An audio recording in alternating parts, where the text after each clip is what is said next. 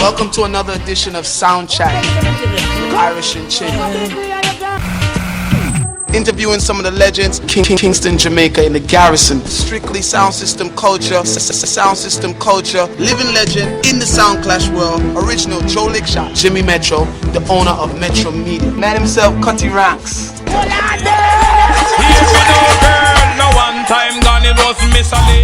As you all know, I've been on a quest to find out in intricate detail the story of yesterday as it relates to the sound system culture globally. Such quest has brought me to England, where I am now catching up with one of the founders, the architects of the culture here in England, Lloyd Coxsone, selector, owner, and pioneer of the culture. Big up yourself, man. Every time it's a chill, you know. And welcome to London and Brixton, especially where we are, you know. Now, with respect, yeah? Now, this man, Lloyd, we got a lot to talk about. Yeah, I actually want to take it from day one. You are a true pioneer of the culture. When did you start Sir Coxsone Sound System here in England? 1969, you know. 1969. 1969. Now, did you come from Jamaica, or were you born here, or? No, man, I was born in St. Thomas in Jamaica, man. You born in St. Thomas in Jamaica? Went to school in Jamaica. Come here when I was 18 years of age, you know. So, were you involved in music from Jamaica, or you came and found music here in England? Well, I love music from Jamaica because where I come from in St. Thomas, there's a lot of sound like Atomic, Mighty Meritone, Phonics. This clear sound system around where I live. I used to thief out of my house and go and listen to them. You understand? And even Coxsone sound, the first time I hear Coxsone sound in Jamaica is in Bull Bay, place called Wagon Wheel. And what draw with him was King Stitch, the way how King Stitch was, you understand? Everybody go to see King Stitch. So that's my first draw to Sir Coxsone sound in Jamaica. So when you say Sir Coxsone sound in Jamaica, you're talking about the original sound owned by Coxsone Dad himself, the owner of Studio One. That's right. Yeah. You now migrate to come to England. Yeah. In 1969, you start your own version of Sir Coxsone sound system. I come in 1962, but 1962. Yeah. And I played 3 sound before I come to Sir Coxsone. Wow. Right? What were those 3 songs? The first sound I played in England was a sound named Queen of the West. And I leave that sound and I play Skyrocket, Barry Skyrocket. Bring that to #1 in South London. And then I have the ambition for myself. So I leave him and build my first sound as like the Matador. But we had dance one night and big fight. So that sounds mash up. Mash up. Equipment and everything. Everything, 2 big fights. So I said, I'm not going to bother with it because it's a problem, you know. But while I was at my house, you have a big sound named Drew Creed in Balham. And some of my friends used to follow Drew Creed. So they come from me and say, I must come and play Drew Creed. I said, no, I'm not going to play Drew Creed because I want to build up back my sound. But they forced me to come and play Drew Creed. And I bring Drew Creed as the biggest sound in the whole of London. At the time? And on what time, or what's this time? From 70s. From the 70s. Coming down, right? And the reason why I am going to leave Drew Creed now, I was playing Drew Creed sound one Thursday night in a place called Balham, right? So while I was going up to play the sound, some white man grabbed me up and tear off my mask, so me and them catch a fight. And, you know, we bruise them up. So every man must go home and thing, and the police them come and arrest me. To have a fight. That is them first, right? So when I go to court, right, the judge give me 6 months. Because the policeman them planned 17 of us with a knife. So give me 16 months. So I'm going to show you how I am going to arrive by Sir Coxsone now. While I am doing that 6 months, the man who named Drew Creed, who I play his sound and bring him to #1, never even come and visit me. And he's supposed to come and give evidence to me to say that I never have a weapon and right. Police would. But he wouldn't come to the court. So the judge said, my evidence won't come, so he give me 6 months. So while I was doing that 6 months, I said to myself, I am not going to come back out and play Drew Creed sound. I said, in Jamaica, you have 2 big sound, one named Drew Creed and one named Sir Coxsone. I'm going to come out and call my sound Sir Coxsone and lick off Joe Creed head. And the rest is history from there onward. So you come out now, you start your sound system, Sir Coxsone. Right. Now, let me ask you this, and this would be a really good question for you, because I know that the viewers would want to know. Why was it that sound systems here in England use the names of other sound systems in Jamaica? Because that's what we used to. The people that come from Jamaica, when they come to England, they have a sound in Jamaica that they used to follow, that they love. Right. So if they're going to build a sound, they just call it the same sound. The same sound in Jamaica. Now, did you have to get permission from the original owner of the sound system, or it didn't matter? Funny, I didn't ask for any permission. My whole thing was, there was Joe Creed standing over there, and I'm going to build Sir Coxsone over here for dethrone him. Right. Because him didn't come and him could have get not a problem. And he didn't help. So I got my way. So I said it worked good for me. Because if that did not happen, probably today I would be still playing that one song. So sometimes something works in a mystical way. How did you start out, Sir Coxsone sound system? What was your first steps towards? My first step with Sir Coxsone was two bass box only. Right? One Philips turntable that it was so whole that I put it into a cardboard box, and every time it reached halfway, the turntable jump up. That's where I'm coming from. But we fixed that, and then we start to play into blues parties. House parties. Party, basement. People used to call it blues party. Every Saturday night or Friday night, a different thing going on, And that's where all of us come from. People come and support us, and we start to buy tune from Jamaica. I used to send to Jamaica, Orange Street, and get 45. Anybody come in, bring 45, and search for music, because I love music, right? As I play one set of music, I get fed up with that. I want to hear something else. So we start to search for music and start to build up Coxsone and Festus. Festus was my right-hand man. The original selector of the sound system. Festus was my right-hand man who built up the sound. And first time I go to Jamaica now, at King Tubby's, I want to show you. I go to King Tubby's and I cut pure drum and bass and come back to England with first rubber dub thing, right? The people said, Coxsone, you play too much backing track. You play too much backing track there because it was just a rhythm. So I said, yeah, all right. And I fly back to Jamaica and tell King Tubby's, I want you to mix these tunes back for me, but leave the voice there and do anything where you want on the device, but just leave the voice there. And I come back to England and start to advance the thing, you know what I mean? Because... So at first, people didn't want to hear rhythms alone. You were just playing like hardcore rhythm. I was just playing hardcore rhythm, you know? Right. So you put the voice now, you come back with the hardcore rhythms with the voice, and people started to like it. People started to like it. Even when King Tubby showed up, I am there when I'm cutting my dub. I like tell the engineer when to delay anything or drop out anything. You understand? Right. Because I am cutting tune for my sound, and I know how they like it to sound for my audience. You see, and I spend a lot of time with King Tubby's in Jamaica, cutting a lot of tune. I cut lots of tune. What was your inspiration at that time? My inspiration was when I come to England first. I didn't hear anything about Jamaica. The first thing I said to my father, when Jamaica coming on the telly, sir, and him said, oh, Jamaica not coming on unless you have something national. So I didn't see anything about Jamaica. I just see the first thing I see about Jamaica on television in England was a little black gollywag running advertising Tia Maria rum.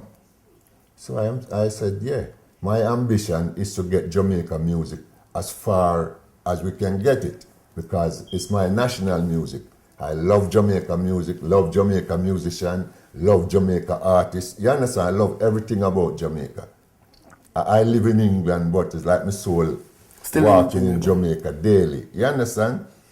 And Jamaica have got the best set of musicians, the best set of artists who can do the thing, but I don't know what happened lately today. We're not getting much coming out of Jamaica, and it is very worrying for the music industry. Every sound depends on it, the disco, all these places, the clubs, it's 45 mostly. See. You understand? And when you're not getting it, people start to play other things. Our things is leaving behind at the moment. In your day, You know? you and Festus link up and you start the Sir Coxsone movement, right? You go, as you say, you go to King Tubby's, you're now coming back with some vocals on these rhythms. How is that perceived? No, in England. What is the effect of now you coming back with this artillery? It was good because at least the vocal was there, everybody was happy, and then people start to go to Jamaica and cut the same tune them that we were cutting. Now, what I do in Jamaica, I like to cut the music before it is released and play it. Even if I play it for 1 month and mash up a dance, it can release next week because I move on to something You just else. want to have it first. Yeah, the thing is changed. Now people go to Jamaica, they go and make special. In So- your day, what was it? It was just rubber dub tune. Pre-release Yeah, tunes. yeah. In my days, it was 45. The whole thing started at 45 until we come to soft wax. What we call rubber dub plate now, people used to call it soft wax. And we move from soft wax and then we come to rubber dub plate. How do you, Lydie, because your influence and your contribution to the industry becomes so great, right? At what time or what year is it when Sir Coxsone starts to become the muscle of the music here in England, dancehall wise? I would say from 73. Bob Marley come to England 73 and the Wailers, and we were playing on Carnival that day. That's when we start to move up. And we playing Carnival that day with Bob Marley 73. All the Wailers was there and all the Rasta people. Big thing, you know? It was nice. I would say from 73 now, we start to move up and start to challenge sound. In London, here you have a lot of good sound in London, but they're not leaving their community. They're on bad in a little reverence. Yeah. When I come as Sir Coxsone and really build up now, right? The first place I went was to Bristol. Post Bristol, Larry Akin come to the dance and come and say, boy, Birmingham people talking about you, we're carrying it to Birmingham. So your first competition then was in Bristol. Bristol. Who was that against? Tarzan. There was a little sound over Bristol, come to London and hear Coxsone and start run up his mouth that he would do. You know the sound thing. And you see me, people motivate me when you say that you're going to lick off my head and you're going to come and beat me with sound. You motivate me so much when you do that. How long Right? though? How So long? I'm showing you what happened now. There was a lot of good sound in London, but they are only bad in the community. When I come with Coxsone, I go to Bristol, mash Bristol. Birmingham, mash Birmingham. Leeds, mash Leeds. Manchester, mash Manchester. I mash the entire countryside and come back into London and stand up as a champion sound. You know, so for nearly 15 years, champion sound can't move me. What were you using to do that though? Was it still you and Festus? Yes. What And were you? team. We always have a team. Coxsone Sound, there is so much hundreds of people that pass through Coxsone Sound. People come, spend some time, help, fizzle out, gone. You understand? But me and Festus is always the baseline. Keep the song going. But were you and Festus just playing in these competitions where you were traveling around the country and defeating other sound systems? Was this the live artist era, or was this still with you and Festus just selecting tune? Yeah, man, just me and Festus selecting tune, and we have a team who travel with the sound with us. You understand? Backs and stuff, yeah, and truck and so. So at this time when you're taking over England, there's no artist yet. No artisting, no. It wasn't the DJ thing. Just pure music. Just pure entire music. And we have our mic man who can say something because we're not dumb, you know. A little toasty. Yes, anywhere we go. You understand? And we carry the thing and lively it up. Then people start to realize that this thing now really on the move. Every sound start to brush up themselves. You understand? And We go right round the country. You can ask anyone in the country, I don't have to tell lie, you understand? And revolutionize the reggae thing. How did you revolutionize it though? This is what I want you to explain to everyone. We take the music to the people in their community, right? Like you're going to Manchester, that is 200 miles. We're going up there with a truckload of equipment to go and play reggae. With me personally, when I am playing my song, I like to introduce reggae in the most best way so that people can enjoy it and go and buy it. You understand? Mm-hmm. Yeah. And I take it very serious. Even the language from the microphone. If a man come and start some derogatory thing on the microphone, I don't like none of those things. Because those things don't match with our music reggae. See. Do you understand? It's like some music I'm here making Jamaica lately. I not call no artist name, but them know is who. It's terrible. Because those kind of lyrics make big people hate reggae. Because you know why? The children tape it on their phone and playing it, and sometimes the mother get to hear it. And then everybody start to lick against reggae because certain lyrics say them daughter going to school have on the phone. You understand? But in your days you kept it clean. It was clean. Even if we never want to keep it clean, none of those kind of music was making in my time was pure good music. You understand? Yeah? You understand? Today I don't understand the producer, how they could go in a studio and hear certain lyrics and still do it. But at least we know everybody have their own studio now, so it's a little bit different. There's a lot of things going to come out when it's supposed to come out, you know. But we'd like to keep reggae clean. Because our national music, we love it. You see the sound system thing? Sound system was created in Jamaica. And we export it in every community around the world. In Jamaica, government fight against sound system. If the government in Jamaica know how brilliant sound system really is. You understand? Like this government of this country. We play our sound and help the government, but the government don't give no recognition. You want to show you how we help the government? Whenever we are playing into a hall or somewhere, we have 400 or 500 people in the office street. Which everyone playing, that would be the government problem. Them should come and give us some money and credit we for the things we do. How difficult was it for you? Or how challenging it was for you in the early days when you were molding the culture? Because of course you were the only sound system at the time that was taking it to that level. What were your challenges? Well, I set one challenge to anyone who, you understand, my goal was to carry reggae as big as it can go. Did you get police fight? Did you get stuff of that nature? Or was it just well accepted? Well, police fight is definitely a thing. In the early days, you'd be stringing up into a basement and police come and take away your drink, finish the dance. You understand? One of the dance that's changed police attitude here in London was a dance in Milkwood Road, 1980.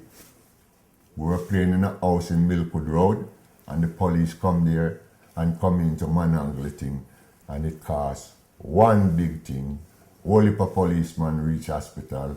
Whole heap of I supporter end up in hospital as well. Since that dance, the house must be on repair.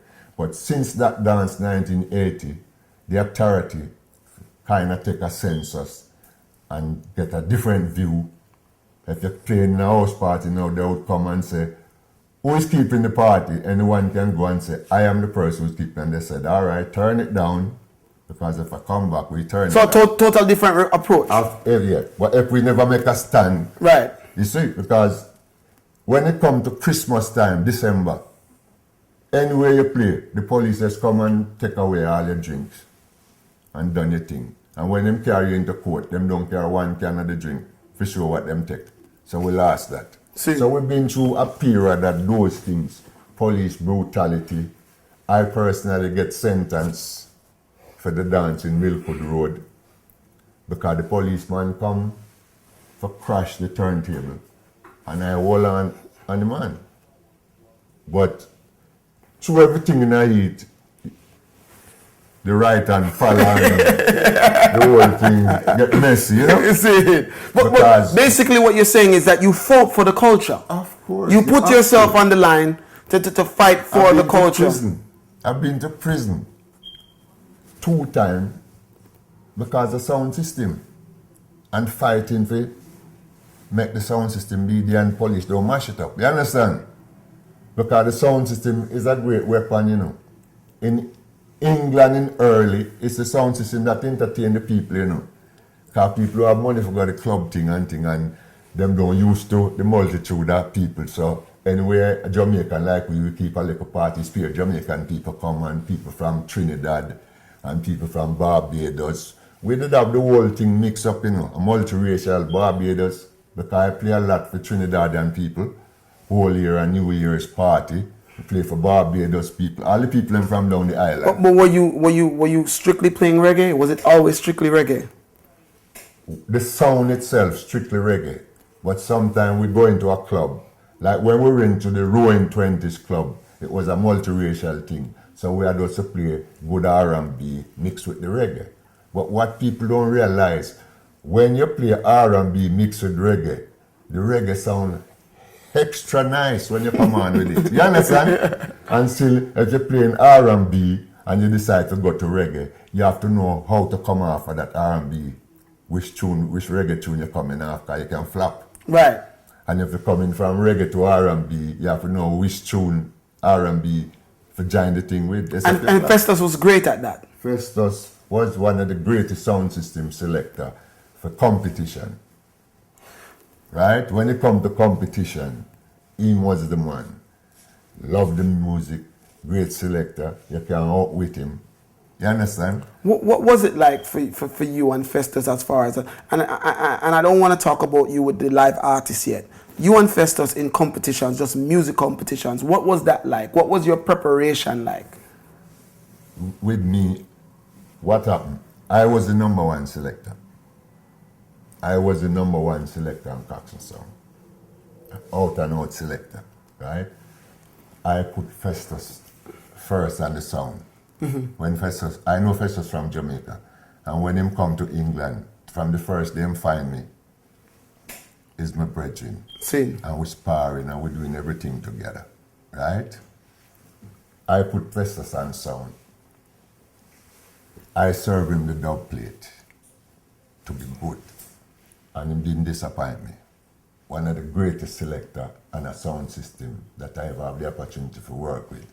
What was different? What was different between with Sir Coxsone sound system and everybody else that was playing music at the time that made you float to the top so quickly?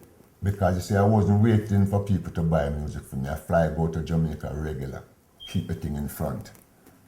Go to Jamaica and buy music, pay money and get music from the studio, come back. Play the tune them before they release. You see, you understand? And everyone have to start to follow me. Right. All right, King Tubby's say one day in Jamaica, we were on the studio. Him say, I know who is the best sound in England. And the man, him challenge him. Him say, oh, you know, and you never go to England, King Tubby's. Him say, yeah, Coxsone is the best sound because all the tune them that Coxsone cut here is that everybody come back and harder in. See. So you set a trend. So you set a trend. And you raised the standard. Who were some of the artists that you were getting music from at the time? I get music from Bonnie Lee in Jamaica. I get music from Channel 1 in Jamaica. Right? I get music from King Tubby's in Jamaica. Wherever. Harry J. I go to all the studio. And the man them in Jamaica deal with me nice. And you get to mix your own songs. What I do, I play a certain way. I play my sound a certain way. So the tune, I listen to tape them and pick the tune that I want from the tape. Because I play a certain way, so I wouldn't cut a tune way.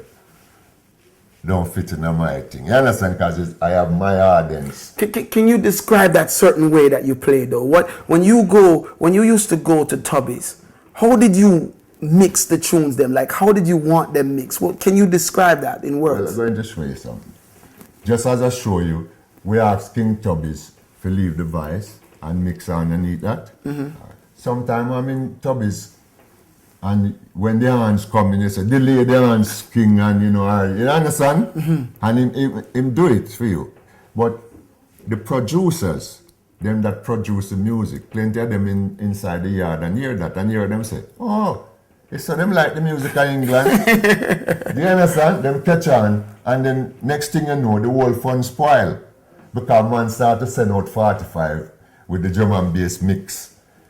And the B side, so there's not leave for we for the know, because the drum and bass thing was for the sound thing. You understand? So again, you created another revolution there with the music. Yeah, you understand? But when you're number one sound, it costs you the most money, because you can't stay at one place. You have to keep moving. People listen to you, they're not fooling. You can't play the same tune. You have to keep moving. And if you're a leader, honest, we play so much tune. And the people hear it and add it and like it. That's what we're there for, if you advertise Jamaica reggae music. So how did it work out now that because you were this big outlet in England as far as the music was concerned, was it a situation where artists just started to contact you, and when you went to Jamaica, everybody was trying to be part of the Sir Coxsone movement? You know something, I wouldn't say a lot of artists try to contact me. If the artists them coming to England, we always meet. Or if them ever do somewhere, I mean go and greet them and thing. You understand? When we go to Jamaica the same way, the artists them meet them and everybody treat me nice. You understand? And someone will say, this man you make some tune last week, Coxsone, and so and invite so and two bad tune now, so. You understand? And then say by tomorrow me reach on the hands there. Alright. Me inside the Channel 1 studio, right? And Royal Rasses sing San Salvador and Kingston 11. And when you hear the tune, I say, boy, I will never leave them tune again, I don't care what happen. Because them tune have me played for me sound dead. I bust the dance, I go bust. So I can't leave this tune. So you see when the man advise the tune, first time I meet him, Royal Rasses. So I say, well, I'm Prince Lincoln and thing, name Lloyd Coxsone, my son in England, and boy, them two tunes the way they sing, boy, I love them, When I really like, you forgive me a cut of them for a paper. Him say, yeah man, I know you are the big sound in England, but I'm not gonna man my tune for go up, you go pirate. Right? And then Bunny Red said to him, say, no man, Lloyd Coxsone, alright man, you can give him a cut of the tune, man. And him still not take, but when Jojo hook him come round and say, yeah man, you can give Coxsone, because Coxsone play my tune and thing. And him say, alright, you will get the tune them, but I have no mix down tape. So you meet me up at tomorrow. I said, no man, you don't have to do that, man. We cut it same way. So we just call Springin, put on the plate round and him thump the wall and say, run it and run the 16 and mix off the tune, cut it on the dub plate same way. Running again. Tape run up back and the rhythm come. So even if mistaken, you have to take it, See. Because what happened? I know if I don't take it that way, I'm not going to get that tune. But it worked out good. Was there other moments that you had to get a tune and you just wouldn't leave it? And man, there's many times, man. Even at King Tubby's. King Tubby's don't cut dub on a Friday, He spare vice in King Tubby's vice on a Friday. And anytime I go to he's the only man going and get something cut. You understand? Because I'm persistent. Whereas if you hear some tune or some people just vice, and you understand, me have the opportunity was to that Tubby's studio, hear them vice. Me have the opportunity to be Channel 1. One of the nicest sessions you'll ever see in your life is Sly and Robbie them at Channel 1 doing session. Blow your mind. Who were some of your top artists at that time? Well, I know Bob Marley is the top artist because I play all the Bob Marley dub plate them before them release Natty Dread album and those Bob album. How did you get Bob tunes before they released? What was the procedure to get that? Give them to me. Chris Blackwell give them to me. I used to go over the place over where is Hammersmith? Yeah man, Hammersmith. Highland Record is the only company in England you can go and burn a spliff. From the director back to him, Bob Marley make it that way. You understand? See. So I spend a lot of time over there. Even Natty Dread album with Bob Vice. is Basin Street, that Vice, in Lablet Grove. And you were able to play these songs first? Yeah. They give me all the tape and I cut them and play them. The whole Natty Dread album and a lot of things. You understand? Did you have a relationship with Bob, or the relationship was just with? Me and Bob, I would say me and Bob is good friend. Right? I never even know say Bob is a rich man. Because me and Bob was, when Bob come here, Bob come to the Roaring 20s, him and his majesty granddaughter, and come and dance all the time. One of the things I'm going to show you, Bob come there with family man them one night, one Friday night, but the place was full. He was there, his majesty granddaughter, and Bob would dance. He's a man, him have a little curtain, and he just drop the curtain and him thing dance, right? So you see, Bob decides him get hot and want to go outside in a Carnival Street in a London. Him get hot. So him to come walk outside. I want to look on some of the shoes. Because Carnival Street is a fashion street, So you see, while we and Bob was going out, Peter and the rest of them see Bob going out. So everybody just lead behind.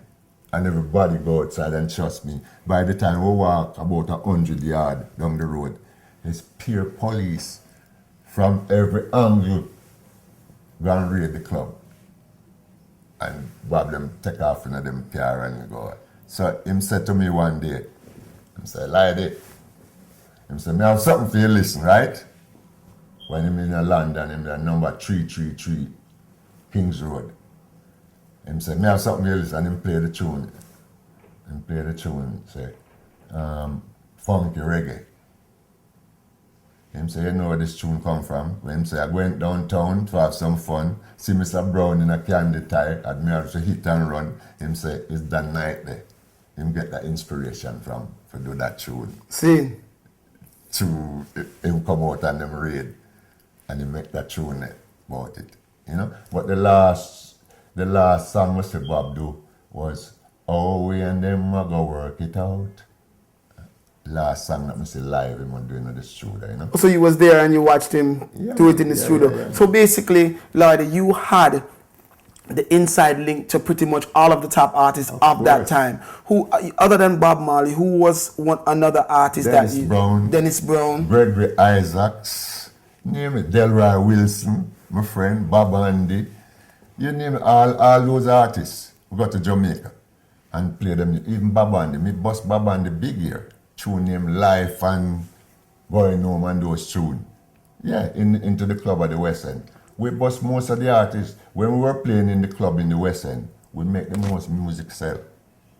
The most music. Because at the time it was whatever Coxsone played is what everybody else wanted to play.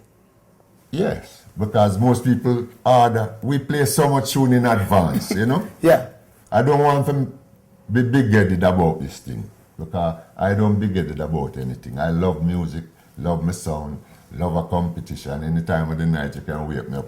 I'm ready to bring the box and my amplifier to come play what's on it. Because what the sound men them in England don't realize, all of us need each other. So for the last 7 years, the radio man them take over the whole of our sound system business. Because what happened? Through a radio disc jockey playing on a radio and the man keep a dancing thing, so he might get a blind for the radio man talk about him thing. You understand? So instead of man book sound, man book that. We managed to wrestle back the thing by making 3 sound and 4 sound dance on a Friday night in the capital, the town hall of Lambeth. You understand? Brixton. And the people come up back now and start to sound string up and start to sound, and you know what that taught a lot of sound in England? Is that you got to leave the town hall and go and fix up something. Because if you're not trained, you don't, you understand? The unity. All of us need each other as sound men, to make the thing work. You understand? In England today, there's no sound can step up and say that them is number one sound. Everybody's struggling. What I look at, every visiting sound coming here, even if him come with rubbish, him win. And gone. But English people have a way to that, don't care how good you play, they're not going to give you the glory. In your time, was that happening though? Were visiting sounds coming here and killing sound systems, or were you sending them home as Yeah, losers? but we didn't have a lot of visiting sound from anywhere coming here in our time, coming down to 70s. We have people off the sound them. You understand, like the DJ, them Peter Metro, IRI, all those artists work through Coxsone. Liquor John. And let's talk about that era, because when does that era start where you start to feature live artists from Jamaica? 80s. The 80s. All the 80s coming to 90s. Who were, because there's various records. Like, Fred Locks, I bring Fred Locks to England, first tour. Delroy Wilson, I first bring Delroy Wilson to England, first tour. IRI, I first bring IRI to England, first tour. You understand?